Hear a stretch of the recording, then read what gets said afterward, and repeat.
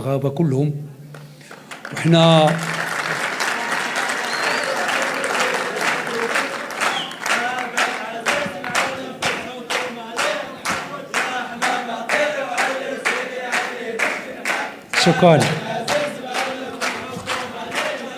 شكرا.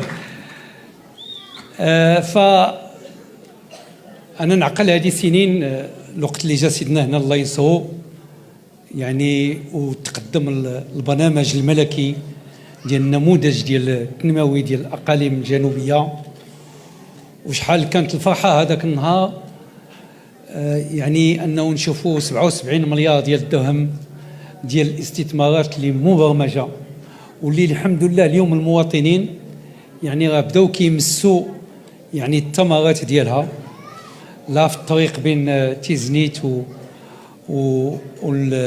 والعيون، ولا في الجريفية في الاستثمارات اللي تعملوا واللي مازال بعض المشاكل خصهم نتجاوزوهم، هضرنا عليهم هذا الصباح، ومازال ليكستونسيون تعمل ان شاء الله باش هذيك المنطقه اللي هي صحراويه تولي كلها خضراء، وعلاش لا التحليه ديال المياه الفلاحه في هذيك المنطقه.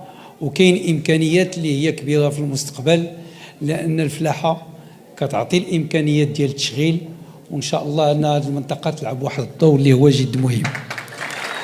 هذه المنطقه كتعرفوا بان الحكومات المتواليه خلات انه ان شاء الله احنا قريب باش يخرج المستشفى الجامعي، وقريب باش تخرج يعني لا فاكولتي ديال الميديسين للوجود. وحنا عارفين بان التلاميذ ديالنا منذ عامين وثلاث سنين يعني هما كيقراو وكيتدربوا يعني في السبيطار ديال العسكر، وهذا الشيء غادي يخلي انه يعني كذلك حتى نتوما تكونوا في الصلب ديال التنميه.